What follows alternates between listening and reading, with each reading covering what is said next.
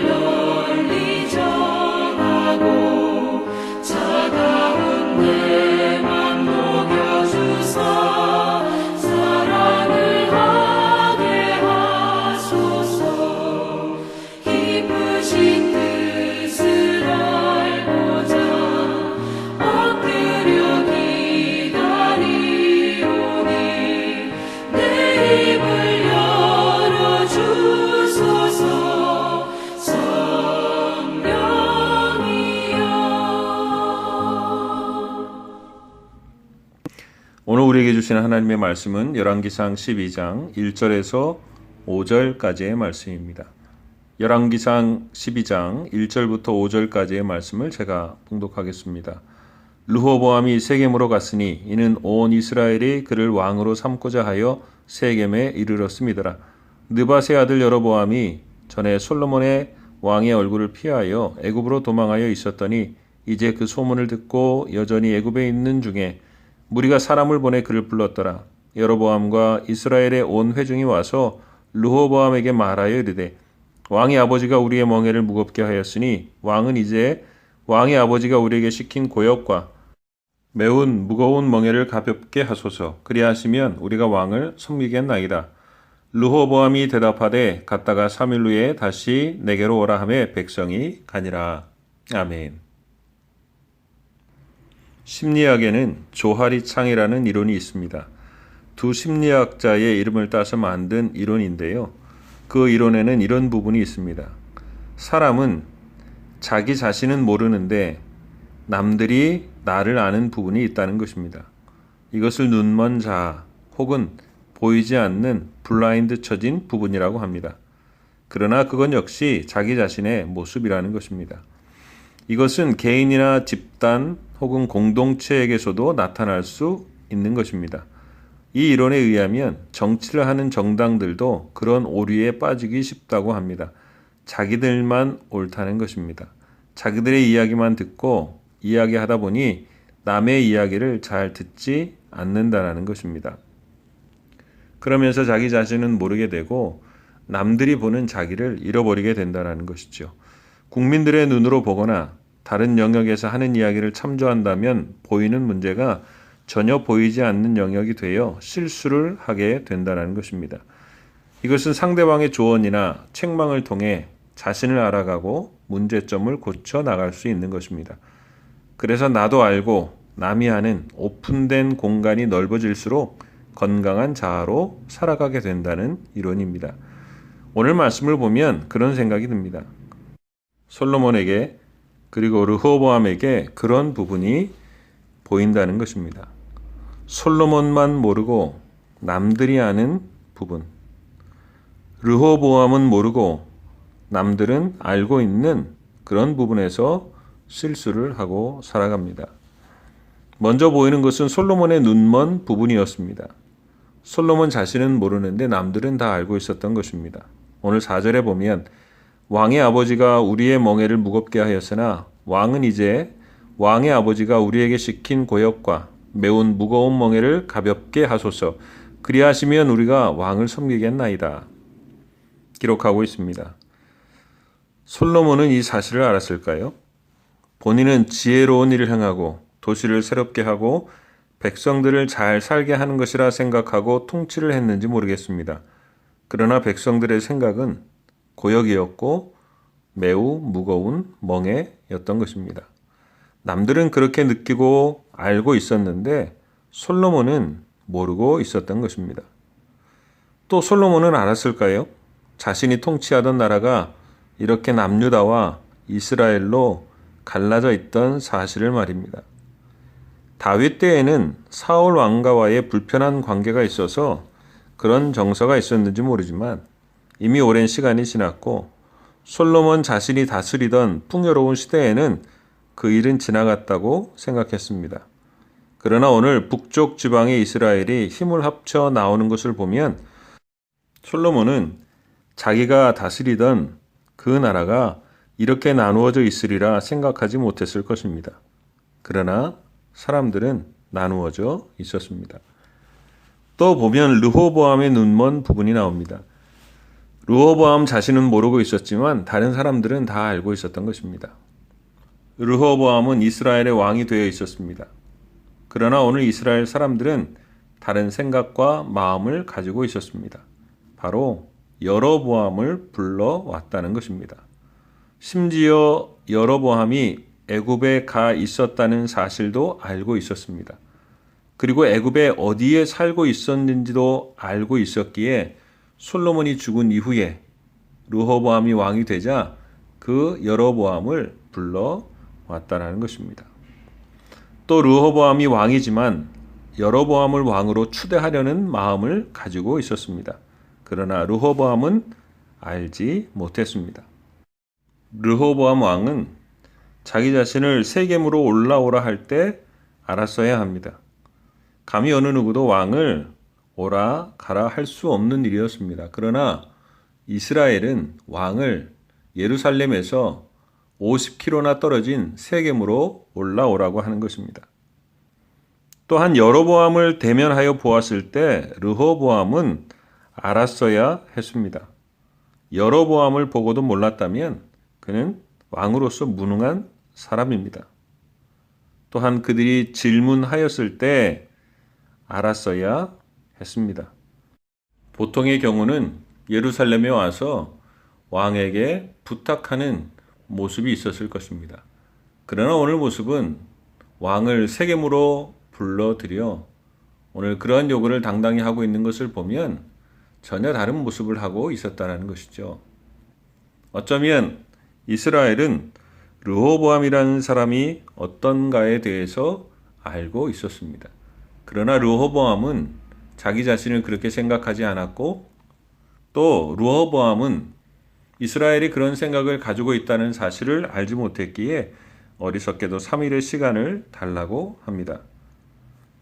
성경에도 보면 이런 사람들에 대하여 자주 말씀하시고 경고하십니다. 자기 자신은 알지 못하지만 남들은 그 사람이 어떤지 알고 있다는 것이죠. 대표적인 사람들이 바리새인들이었습니다. 자신들이 세리와 같지 않음을 감사했고 예수님을 죄인과 세리의 친구라고 부정하다 비난하고 놀렸지만 정작 자신이 하나님의 화가 있는 사람이라는 것을 자신들만 알지 못하고 살았다라는 것입니다. 오히려 자신의 죄성을 종교성과 율법의 외식으로 포장해 놓아서 눈먼 자아로 살았던 건강하지 못한 종교인이요 착각의 사람들이었습니다. 예수님의 제자였던 베드로가 그랬습니다. 남들은 다 예수님을 버리고 떠날지라도 베드로는 절대로 그렇지 않을 것입니다. 라고 장담했습니다. 그러나 예수님은 내가 닭 울기 전에 3번 나를 부인하리라 말씀하셨습니다. 호언장담하였지만 결국 그의 보이지 않는 부분을 주님은 아셨고 드러나게 되었습니다. 그런 우리들에게 예수님은 남의 티는 보는데 자신의 들보를 보지 못하는 사람들이 있다고 말씀하십니다. 남들은 자신의 들보를 알고 보는데 정작 자기 자신은 그것을 알지 못한다라는 것입니다. 자신에게 보이지 않고 블라인드 쳐져 있는 부분에 대하여 말씀하셨습니다. 그것 때문에 실수하게 되는 우리들의 모습을 보여주셨습니다. 이것은 사실 우리의 신앙과 삶에도 중요한 영향력을 미치는 것입니다. 그런 우리의 모습을 아시는 하나님은 우리에게 말씀해 주십니다. 먼저는 상대방의 말에 귀를 기울이는 복된 귀, 지혜로운 귀를 가지라는 것입니다. 잠언은 누누이 이야기하고 교훈합니다. 지혜로운 사람은 타인의 교훈과 충고와 쓴소리에 귀를 기울이지만 어리석은 사람은 좋은 말조차 귀를 기울이지 않는다라는 것입니다. 심리학에서도 다른 사람의 조언과 책망으로 자신을 돌아보고 문제점을 개선해 가게 될 때 그 블라인드 쳐져 있는 부분, 내가 보지 못하는 부분이 개선될 수 있다고 조언하는 것입니다. 보통의 사람들은 이런 부분이 약합니다. 누군가 나의 모르는 부분이 드러나게 하거나 그 부분에 대하여 조언하면 나에 대해 뭘 알아 무시하거나 반박하기도 합니다. 잘 듣지 않습니다. 그러나 주위 사람들을 통하여 나를 보게 하시고 알아가게 하시는 것입니다. 잠언은 그것을 철을 날카롭게 한다 이야기하고 있습니다. 오히려 그것을 통해서 우리를 단련시키는 것이요, 성숙시키는 것이요, 새로운 모습으로 살아가게 하는 것입니다. 그것을 보고 받아들일 수 있는 것은 지혜의 마음입니다. 하나님이 주신 마음입니다. 다윗은 나단이 하는 이야기를 잘 받아들였습니다. 그래서 다시 살게 되었습니다.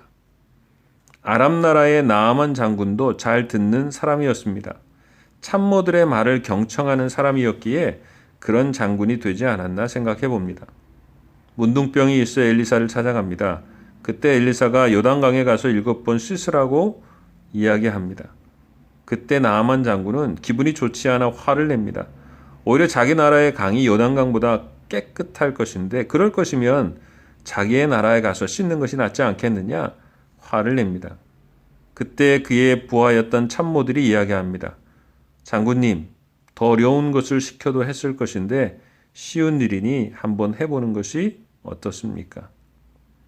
이렇게 이야기할 때 나아만 장군은 화를 가라앉히고 그 이야기를 듣습니다. 많은 경우는 그렇게 듣지 못하는 사람들이 많은데 나아만 장군은 그 참모들의 이야기를 듣고 치료를 경험하게 됩니다.